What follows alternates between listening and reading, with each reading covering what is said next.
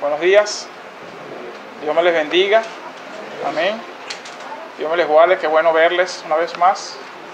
Pues le damos gracias al Señor porque pues nos concede poder pues compartir del Señor un servicio tan hermoso, cantar juntos.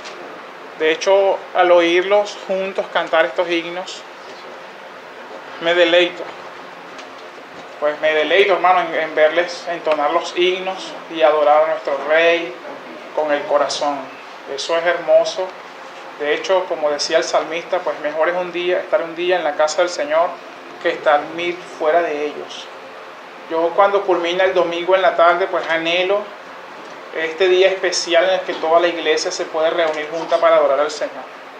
Y yo espero que sea también parte de su anhelo. Que a uno el corazón le salta con la intención de adorar al Rey. Y eso es hermoso, amén. Pues en esta mañana pues les doy un saludo por parte de la iglesia. Los hermanos también pues se gozan con ustedes. Ahorita mismo deben estar pues disfrutando de la palabra de Dios. Y pues esta mañana me toca tal responsabilidad de la que temo, de la que tiemblo, ¿sí? Y pues esta mañana me acompaña mi esposa, mi amada esposa y mi hija. Espero que pues Dios pueda bendecirnos juntos, amén. En esta mañana quisiera compartir con ustedes un tema fundamentado en la carta a los Efesios y espero que me puedan ayudar y tenerme algo de paciencia. En este caso pues quisiera hacer uso del capítulo 1 de la carta a los Efesios, desde el versículo 15 hasta el versículo 23. Y no voy a hacer uso de un bosquejo, más bien quiero hacer uso de la carta, o por lo menos de la intención del autor, mucho más que ser, ¿cómo diríamos?, ser objetivo. No, quisiera hacer más bien hacer uso del contexto general de este capítulo y de algún modo de la carta, con la intención de que podamos ver algunas verdades que el apóstol Pablo expresa a la iglesia, a los Efesios allí, ¿sí? Quisiera que me acompañaran en la lectura de este capítulo 1 de la carta a los Efesios, capítulo 15 al versículo 23. Vamos a leer pues a la letra con la bendición del Señor. Por esta causa también yo, habiendo oído de vuestra fe en el Señor Jesús y de vuestro amor para con todos los santos, no ceso de dar gracias por vosotros, haciendo memoria de vosotros en mis oraciones, para que el Dios de nuestro Señor Jesucristo, el Padre de gloria, os dé espíritu de sabiduría y de revelación en el conocimiento de Él, alumbrando los ojos de vuestro entendimiento, para que sepáis cuál es la esperanza a que Él os ha llamado, y cuál es la riqueza de la gloria de su herencia en los santos, y cuál la supereminente grandeza de su poder para con nosotros los que creemos, según la operación del poder de su fuerza, la cual operó en Cristo, resucitándole de los muertos y sentándole a su diestra en los lugares celestiales, sobre todo principado y autoridad y poder y señorío, y sobre todo nombre que se nombra no solo en este siglo, sino también en el venidero. Y sometió todas las cosas bajo sus pies y lo dio por cabeza sobre todas las cosas a la iglesia, la cual es su cuerpo, la plenitud de aquel que todo lo llena en todo. ¿Eh? En este caso pues quisiera compartirles acerca de lo que de algún modo he venido reflexionando durante esta semana, pues, o algunas semanas, y que yo creo que es muy probable que ustedes ya lo hayan hecho mucho antes. Sin embargo, para aquellos que no lo han hecho, pues quisiera mencionárselos, y de aquellos que sí lo hicieron, quisiera recordarle algunas cosas que Dios nos manifiesta a través de su palabra. Cuando observamos el libro de Génesis, observamos que el motivo inicial por el cual Dios creó al hombre era con la intención de que el hombre pudiese vivir para la gloria de Dios. El hombre en el Edén pues disfrutaría de bendiciones externas, también de virtudes internas y aún de algo mucho más maravilloso, de la presencia directa de su Creador. El hombre tendría una relación íntima con su Hacedor. Así que pues fue el pecado lo que distorsionó esta oportunidad maravillosa de disfrutar en el lugar de Dios, de la presencia de Dios y aún de esas virtudes que el hombre poseía en el Edén. Fue el pecado lo que distorsionó el motivo original por el cual el hombre había sido creado, y era que el hombre pudiese vivir para la gloria de Dios. Vivir para la gloria de Dios implica no solo que le amemos con una parte de nuestra vida, sino implica que lo hagamos con todo nuestro ser, como el mismo Señor Jesucristo decía, que deberíamos amar al Padre con todo nuestro corazón, con toda nuestra alma, con toda nuestra mente y aún con todas nuestras fuerzas. De tal manera, pues, que amar a Dios implica mucho más que solo un área de nuestras vidas. Si alguna persona dice ser verdaderamente creyente, va a anhelar y Dios le va a exigir vivir para su gloria con todo su ser. Esto de alguna manera pues me invita a decirles que lo que quiero compartirles a ustedes en esta mañana como título es viviendo para la gloria de Dios. En este caso pues quiero fundamentarme en la carta a los Efesios, y no quisiera hacerlo sin primero antes recordar algunas cosas acerca de esta iglesia. Esta iglesia pues, o esta ciudad, en este caso Éfeso, recordemos que había sido pues de algún modo muy populosa dentro de la época a causa del lugar geográfico donde estaba ubicada. Tenía un puerto marítimo, eso permitía abundancia en la parte del comercio. Pues en lo político era muy influyente dentro de la época. De hecho, recuerden que la iglesia o la ciudad de Éfeso era un lugar importante en el área política para la ciudad de Roma. De hecho, era una capital romana en cierta manera. Pues era tan famosa dentro de la época que aún en ella había un templo inmenso que era dedicado a la diosa Diana. Este templo era considerado dentro de la época una de las 7 maravillas dentro de la época, o sea, del mundo antiguo. Este templo tenía 155 metros, bueno, dentro de lo que algunos comentaristas expresan, 155 metros de largo, tenía 55 de ancho y aún tenía 18 de alto. Era un templo glorioso para la época, era algo muy grande, y de hecho había sido hecho de mármol. Así que pues en esta ciudad populosa, con una gran economía, con gran movimiento, con gran comercio, es donde el apóstol Pablo llega en cierta oportunidad de su segundo viaje misionero, pues, y comparte el evangelio entre ellos. Aunque existen dos versiones presentes con respecto a la fundación de la iglesia allá en Éfeso, algunos piensan que probablemente la iglesia fue fundada por algunos hermanos que habían estado, o algunas personas que habían asistido el día de Pentecostés, que después de aquella predicación poderosa del apóstol Pedro, al volver de nuevo a Éfeso, compartieron entre sus contemporáneos el evangelio y pues inició la iglesia. Sin embargo, algunos otros hermanos piensan que fue el mismo apóstol Pablo que en su segundo viaje, pues al visitar esta ciudad, pudo compartir el evangelio, y de hecho se fundó la iglesia a partir de este trabajo. Aunque en el segundo viaje del apóstol Pablo, él no duró mucho tiempo en la ciudad de Éfeso, aún así pudo dejar a Priscila y Aquila compartiendo entre sus contemporáneos el evangelio de Dios, y de hecho fue muy productivo. Además, en su tercer viaje misionero, el apóstol Pablo vuelve de nuevo a Éfeso, y ahí sí dura 2 años permanente en aquella ciudad, donde pudo ayudarles a que sus fundamentos de fe estuviesen mucho más firmes. Y pues yo quisiera compartir justamente acerca de esta carta, pero no antes sin seguir mencionando el contexto en el que el apóstol Pablo se encontraba en el momento en el que escribe esta carta a los Efesios. Yo creo que muchos de ustedes pues pueden saber o saben ya que el apóstol Pablo se encontraba en una condición de preso. Pero ¿cómo fue que el apóstol Pablo llegó a estar preso en Roma? Pues recordando el contexto histórico a través del libro de los Hechos, podemos recordar que el apóstol Pablo hizo 4 viajes misioneros, o mejor dicho, 3 viajes y un viaje adicional, en este caso como en condición de preso a Roma, desde Cesarea Marítima hacia Roma. El apóstol pudo estar pues ejerciendo una función, en este caso en su tercer viaje misionero, recolectando una ofrenda a través de las iglesias de Galacia, de Asia Menor y aún de Macedonia, con la intención de pues bendecir a los hermanos que estaban en Jerusalén y que estaban atravesando una gran hambruna. Es ahí pues donde el apóstol Pablo probablemente se cree que tenía una doble intención al recolectar esta ofrenda.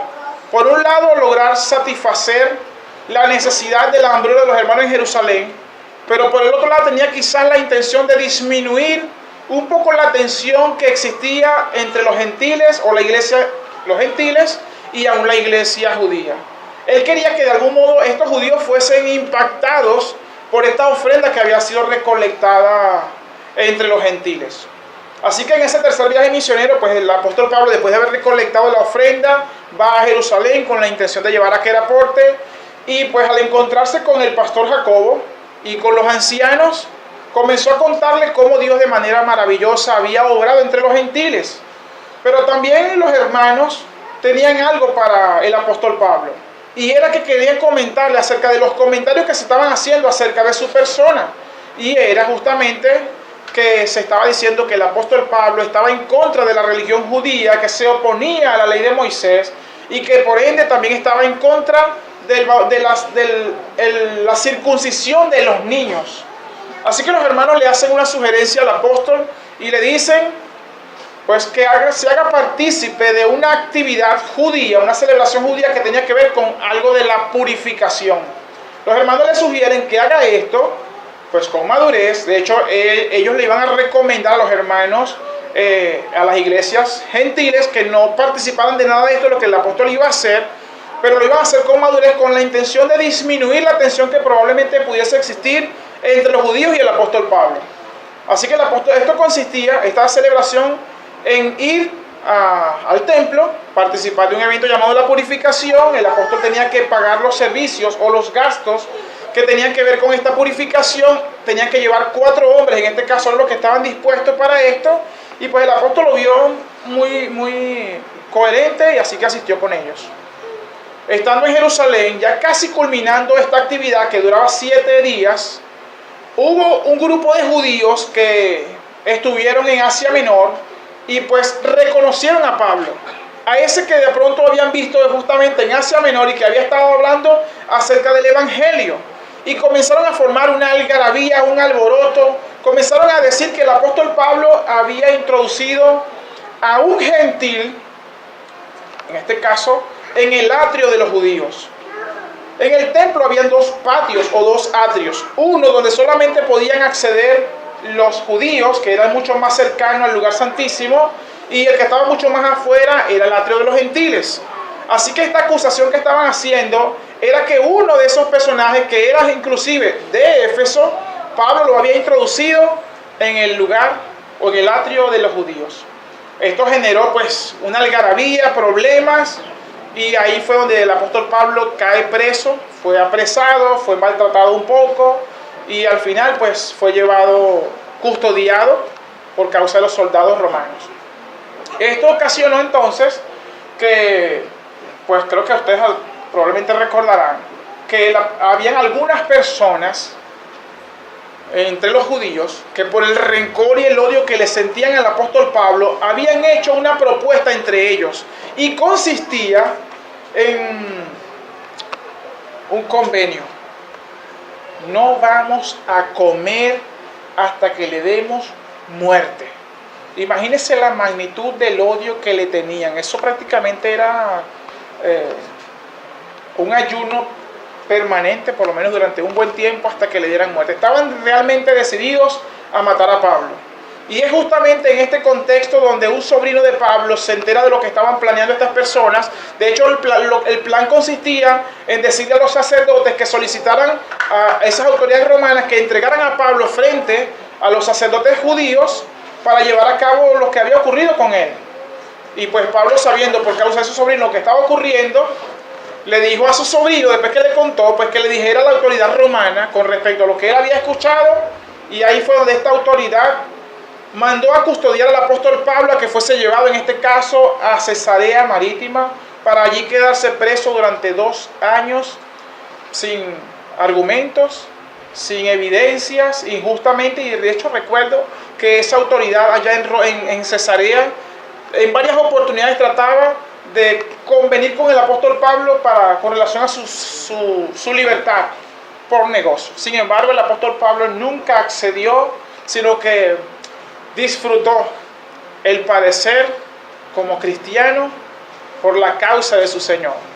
Es ahí, pues, estando en Cesarea Marítima, donde el apóstol solicita que su caso se llevase en Roma, y ahí es donde se ejerce en este caso su cuarto viaje, y es trasladado ahora en condición de preso hacia la ciudad de Roma, donde se quedó allí durante 2 años preso en una casa alquilado con un soldado, los soldados bajo su custodiándole.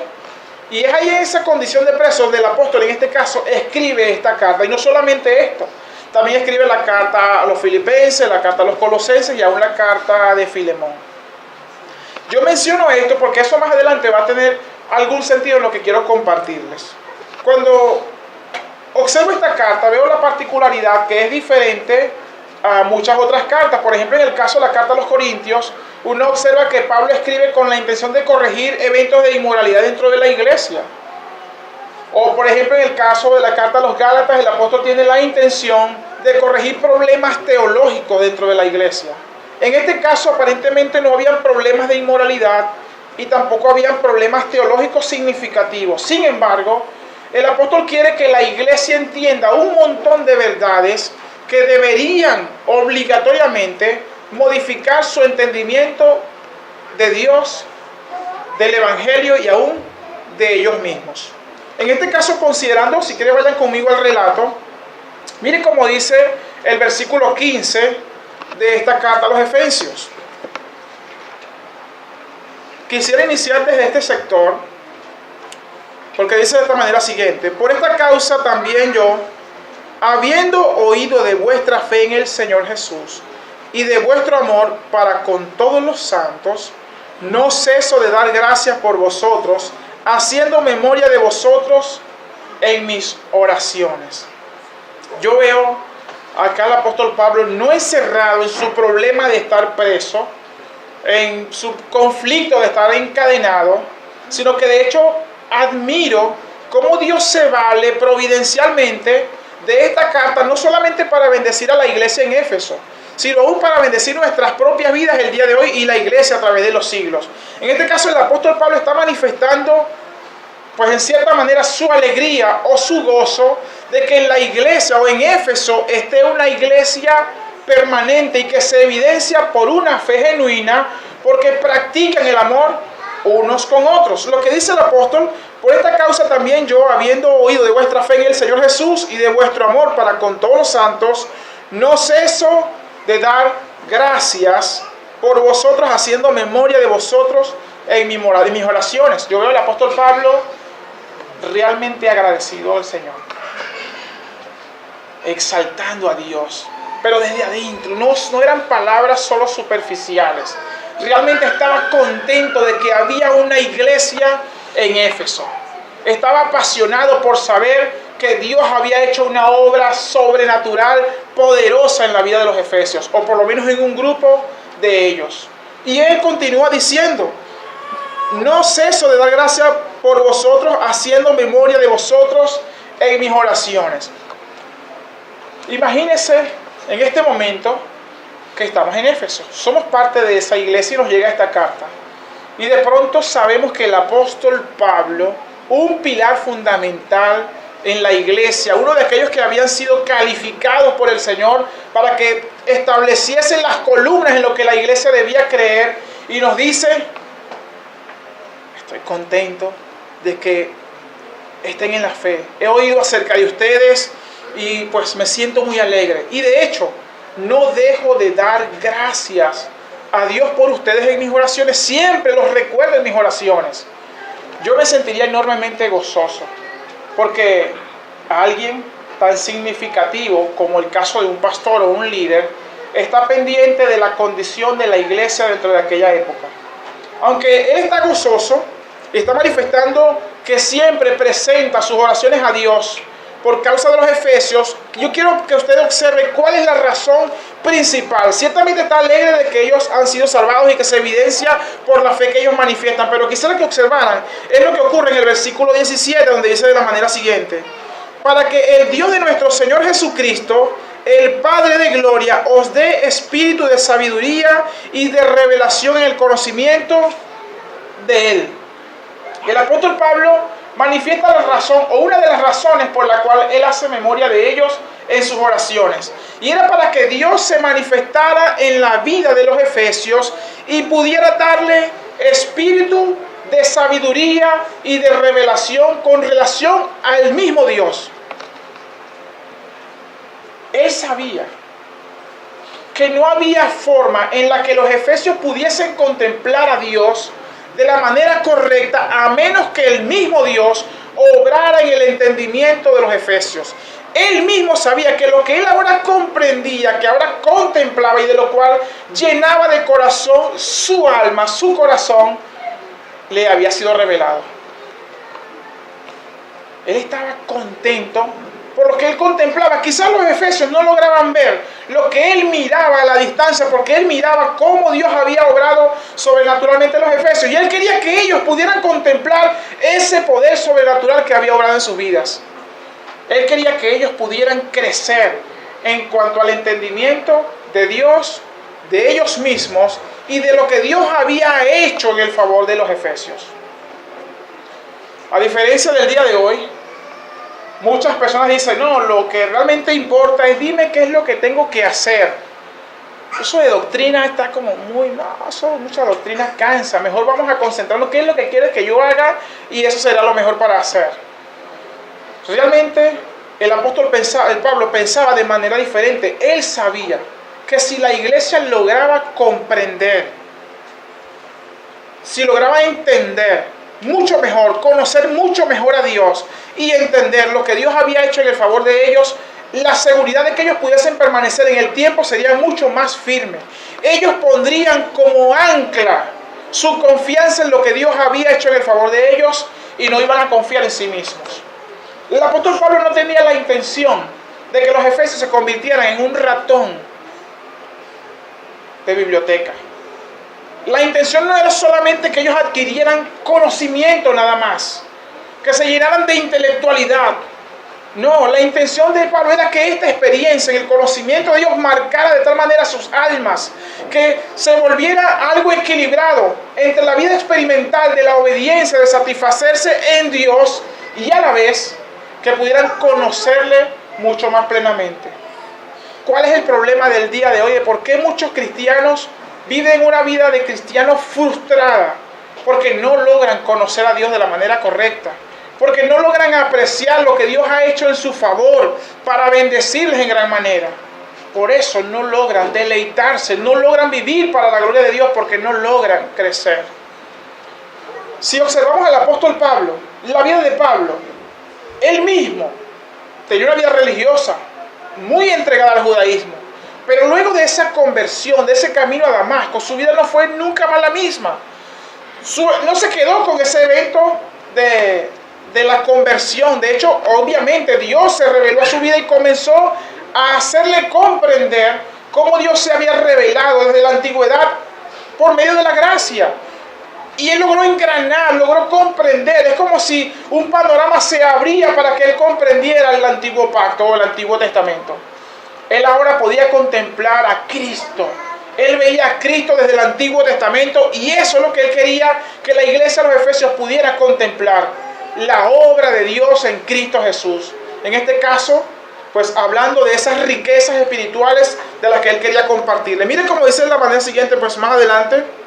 Dice, para que el Dios de nuestro Señor Jesucristo, el Padre de gloria, os dé espíritu de sabiduría y de revelación en el conocimiento de Él, alumbrando los ojos de vuestro entendimiento para que sepáis cuál es la esperanza a que Él os ha llamado y cuál es la riqueza de la gloria de su herencia en los santos. Él sabía que si la iglesia veía a Dios del modo correcto y lograba comprender lo que Dios había hecho en favor de ellos, eso iba a definir o iba a ocasionar que ellos pudiesen mirarse como Dios los miraba, desde el pasado, desde el presente y aún con la esperanza hacia el futuro.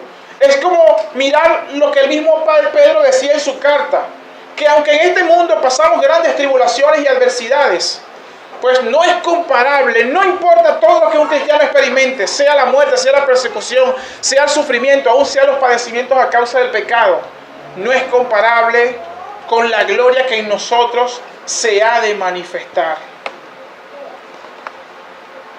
Yo digo aleluya, hermanos. Yo digo, Señor, gracias. Aleluya. Porque tú hiciste tales cosas en nuestro favor. Y lo hiciste a pesar de nosotros. A pesar de lo que somos. Hay cristianos que viven en el presente y fracasan en su vida cristiana porque no logran contemplar lo que Dios ha hecho en su favor. Si el apóstol Pablo estaba orando al Señor para que ellos pudieran entender esto, es porque él sabía que solo Dios podía abrir su entendimiento. La intención de Pablo no era que uno se alimentara en el cerebro y comenzara a discutir a través del internet con nuestros contemporáneos a causa de un orgullo intelectual. Esa no era la intención. La intención era que ellos pudiesen ver a Dios del modo correcto y a la vez mirarse a sí mismos a la luz de lo que Dios quería que ellos miraran. Si observamos este mismo capítulo 1, en este caso en la sección segunda, donde habla acerca de las bendiciones espirituales en Cristo, quisiera mencionar algunas cosas que ellos, o que Pablo quería que ellos comprendieran. En este caso, miren cómo dice el primer versículo, en este caso el versículo 3 de este primer capítulo. Dice, bendito sea el Dios y Padre de nuestro Señor Jesucristo, que nos bendijo con toda bendición espiritual en los lugares celestiales en Cristo. Lo que yo observo es el apóstol Pablo diciendo, bendito. Él nos ha bendecido, por lo tanto hay que responderle con bendición, exaltando su nombre, loando su nombre, alabándole por lo que Él ha hecho en nuestro favor. Un cristiano que comprende lo que Dios ha hecho en su favor, vive su vida diariamente para la gloria de Dios. Su vida toma sentido porque deja de vivir para sí mismo y comienza a vivir para la gloria de Dios. Lo que ocurrió en el Edén es que el hombre comenzó a vivir para sí mismo, cayendo en un terreno de idolatrarse a sí mismo, persiguiendo sus propios sueños, sus propias metas, sus propios logros. Y lastimosamente aún en el día de hoy hay cristianos que pareciera que vivieran de ese modo, alejados de la gloria de Dios. Yo estoy en la iglesia, hermanos, y yo anhelo adorar, exaltar a Dios. Me refiero por lo menos cuando estamos juntos. No solamente aquí, sino aún en mi lugar de trabajo. Cuando estudio, en todo lugar. Ese es mi deseo. Y yo creo que ese era el anhelo del apóstol Pablo, que la iglesia pudiera contemplar su vida a la luz de lo que Dios revelaba. Mire lo que dice el apóstol. Bendito sea el Dios y Padre de nuestro Señor Jesucristo, que nos bendijo con toda bendición espiritual en los lugares celestiales en Cristo. Si hay bendiciones en el reino de los cielos, de todas ellas la iglesia es partícipe a causa de Cristo. No hay ni una sola bendición de la que usted no pueda participar. Todas ellas son de la iglesia, pero gracias a los méritos de Cristo. Yo exalto al Señor, alabo su nombre. Y estas bendiciones, a diferencia del pueblo de Israel, las cuales eran bendiciones terrenales, para nosotros son bendiciones celestiales. Están en los lugares celestiales en Cristo. Miren lo que dice: según nos escogió en Él antes de la fundación del mundo, para que fuésemos santos y sin mancha delante de Él. Una de las primeras doctrinas que se menciona en este caso, en esta sección, es la doctrina de la escogencia o la doctrina de la elección. Y en el área de la iglesia, pues en el área reformada, pues se asume intelectualmente esta doctrina. Pero usted ha logrado contemplar lo que Dios hizo en su favor desde la eternidad, desde antes del tiempo. Yo me miro a la luz de esto. Es más, yo me imagino qué habrá ocurrido con los efesios cuando el apóstol Pablo le dijo que ustedes habían sido escogidos desde antes de todas las cosas. Dios les había elegido. ¿Cómo llenaría el corazón de los efesios esto? ¿O cómo sería un boom en sus mentes cuando ellos se evaluasen a sí mismos y mirasen su corazón lleno de pecado, sus pensamientos llenos de pecado, y aún así Dios me eligió? Evalúelo usted mismo. ¿Cómo Dios pudo elegirme a mí, siendo una persona tan pecadora, tan inclinado hacia el mal, tan aborrecedora de la santidad de Dios con mis acciones? Lo más tremendo es que aún siendo creyentes, cotidianamente cometemos infracciones a la ley de Dios. Y aún así, Dios desde la eternidad consideró elegirnos. Hermano, no gracias a nuestros méritos, gracias a los méritos de Cristo. Y por eso yo digo aleluya. Decir aleluya, hermano, no es pecado. Eso no le pertenece nada más a los pentecostales. Ellos no tienen un derecho de autor por decir esto. Yo digo aleluya cada vez que me deleito en las cosas que Dios ha hecho en nuestro favor. Ahora, ¿qué se observa entonces dentro de la carta? Pues el apóstol Pablo está gozoso y quiere que los hermanos vean que ellos habían disfrutado de la elección soberana. En este caso, que fue una elección hecha antes de la fundación del mundo. ¿Y cuál es la intención? De hacernos sin mancha, santos y sin mancha delante de Él. ¿Qué es lo que Dios planeó desde la eternidad? Hacer que eso de lo que el hombre disfrutaba en el Edén fuese de nuevo realidad, obviamente en tiempo futuro, cuando nuestro Redentor regrese. Él quería hacernos de nuevo como en el Edén, de hecho en una condición superior, porque en el Edén todavía estaba la posibilidad de que el hombre pecara, a diferencia de que cuando Cristo venga, Él logró en nuestro favor que nunca más nos rebelemos contra Él. Yo observo esto y eso me hace ver, hermanos, que el ancla que debe cautivar mi corazón para caminar en el Señor, para poder vivir para su gloria, es justamente todo lo que Él ha hecho en mi favor. No solamente el hecho de la elección, Él también determinó hacernos sus hijos en Cristo. En este caso en el amado, como lo dice su palabra, cuando Él iba a ser bautizado. No dice, este es mi hijo amado, en el cual tengo complacencia. Dios se deleitaba en Cristo, lo que no hizo en cuanto a nosotros, y probablemente no ocurra en modo de perfección en nuestras vidas, por lo menos en nuestra vida presente. Sí, Cristo lo logró. Y son esos méritos los que nos hacen aceptables delante del Padre. Es esa santidad, esa justicia, esa vida de perfección. Yo creo que el apóstol Pablo quiere que los efesios no se conformen con lo que ellos habían entendido. Él quiere que ellos contemplen a Dios del modo correcto con relación a todo lo que Él había hecho en favor de los efesios. Nos había adoptado en Cristo. Así también, pues, se menciona otra cosa adicional, como es el caso de la redención. Obviamente, Dios había hecho la elección, pero Cristo había ejecutado esa redención en nuestro favor.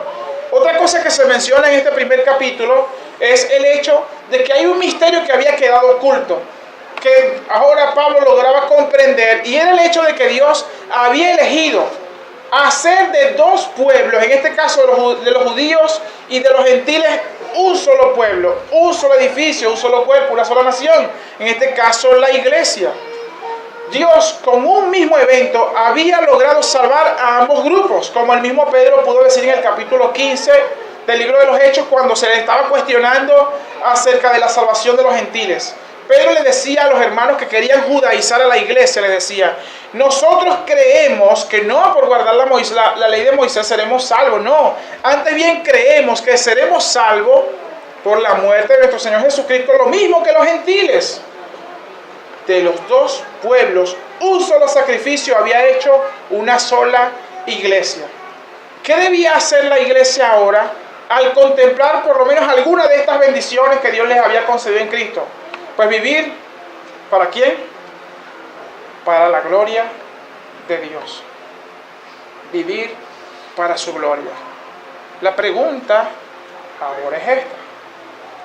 ¿Realmente el entendimiento que has adquirido durante meses o durante años tiene mucha relación con tu estilo de vida? ¿Realmente vives para la gloria de Dios? ¿O solamente es una acción moral? ¿Solamente respondes religiosamente? ¿Te deleitas en Dios en todas las áreas de tu vida? ¿Realmente vives para la gloria de Dios? Cuando uno observa que el apóstol Pablo hace esta oración, él ora por dos cosas. Una era para que ellos pudiesen conocer a Dios, pero la segunda oración era para que ellos pudieran vivir como es digno de la gloria del Señor, que ellos pudiesen con su vida alabar al Señor en todas sus áreas. Y de hecho él se va a la vida práctica de los creyentes, comienza a cuestionar cada una de sus vidas, y esto me pone a reflexionar pues en lo personal con respecto a la vida de los cristianos del día de hoy. Recuerdo que hace poco más de 2 años me relacionaba con una creyente allá en la Segundera, y ella me decía que yo le hacía carreras en mi carro en ese momento, y ella me decía que había comprado en la empresa una bicicleta y que la intención era obsequiárselo, dársela a su hermano para que su hermano se la pagara a ella. Y ella me decía, yo tengo que decirle a mi hermano que esa no está paga aún, que él tiene que pagármela semanalmente para yo pagarle en la empresa, cuando la realidad es que ya yo la pagué. Y yo la miraba. La miré con tanta tranquilidad, o sea, que me lo dijo con tanta tranquilidad, porque pareció que ella no notó que me estaba diciendo libremente que estaba mintiendo. Yo sé que a lo mejor usted lo es como insignificante, pero para mí fue algo llamativo el hecho de que una persona que diga que es creyente, aún así considere mentir libremente, como si nada pasara. Cosas sencillas.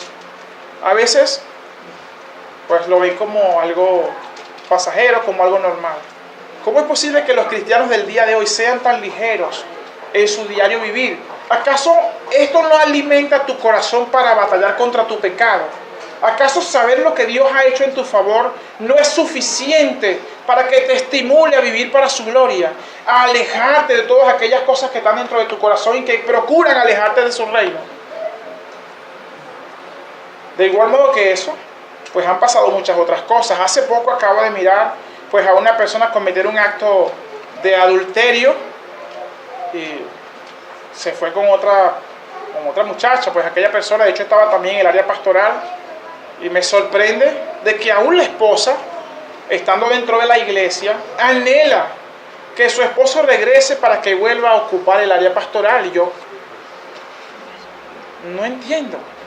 ¿Qué pasa con la vida cristiana del día de hoy?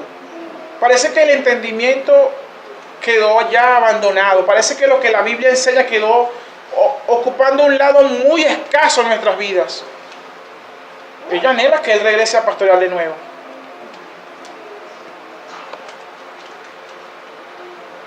Yo digo, qué evangelio tan raro. ¿Qué es lo que usted observa a nuestro alrededor? Gente que ora exigiéndole a Dios lo que quiere que Dios le dé. ¿Qué entendimiento tienen? Le ordenan o declaran qué es lo que Dios quiere, o que ellos quieren que Dios haga en su favor, exigiéndole a Dios lo que ellos quieren. Vemos aún en la alabanza, en los cánticos dentro de la iglesia, pues que la gente quiere cánticos que solamente sean para el deleite personal. Observamos muchas cosas en la vida cotidiana de la iglesia del día de hoy que pareciera que obviamente la Biblia no ocupa un lugar principal con respecto al entendimiento que la iglesia debe adquirir. Amado hermano, si Dios te ha bendecido grandemente con tener un entendimiento diferente al que la mayoría de las iglesias del día de hoy tienen a tu alrededor, no es para que te sientas orgulloso, ni para que batalles contra ellos con una actitud de orgullo. Dale gloria a Dios. Deleítate en lo que Dios te ha concedido. Ora como lo hacía el apóstol Pablo por aquellos que no logran entenderlo. Tú dices, pero ¿qué no logro entender? ¿Por qué no lo entienden? Hermano, el apóstol Pablo sabía que ellos no lo iban a entender a menos de que Dios interviniera en su entendimiento, en su corazón. Yo veo es a Dios ministrando nuestros corazones, diciéndonos, ¿desde cuándo no oras por ellos? Tú te burlas a veces y haces comentarios en el internet sarcásticos con respecto a la actitud pentecostal. Pero ¿desde cuándo no oras por ellos? ¿Desde cuándo no intercedes para que Dios pueda enriquecerles como te ha enriquecido a ti? A mí me entristece, amados hermanos, que hay muchas personas en el área pentecostal que aunque tienen en un sentido, pues un deseo de servir, y aunque no comprenden que poca de esta iglesia se ha llegado a ellos con una actitud humilde, compasiva, amorosa, con la intención de compartirles el evangelio de modo correcto. Yo alabo al Señor porque te ha bendecido. Y quizás el día de hoy lo que hice fue recordarte algunas de las cosas que tú ya sabes. Pero te voy a decir una cosa. Tu vida teológica debe ser coherentemente consistente con tu vida práctica. Debe ir a la par. La gracia es de lo que debemos compartir. Yo me deleito en el Señor por lo que Dios te ha concedido. De hecho, no dejo de decirle a mis hermanos allá en Cagua, pues que me deleito en ver la iglesia Nueva Vida, como me deleito en los hermanos de Barquisimeto, como me deleito en ver cómo Dios está haciendo una obra especial en nuestra nación. De hecho, no cesamos de orar para que Dios pueda bendecir nuestra nación con este evangelio de gracia. Pero hay que salir. Hay que salir. Hay que salir, amén. Quisiera rogarles que se pongan de pie.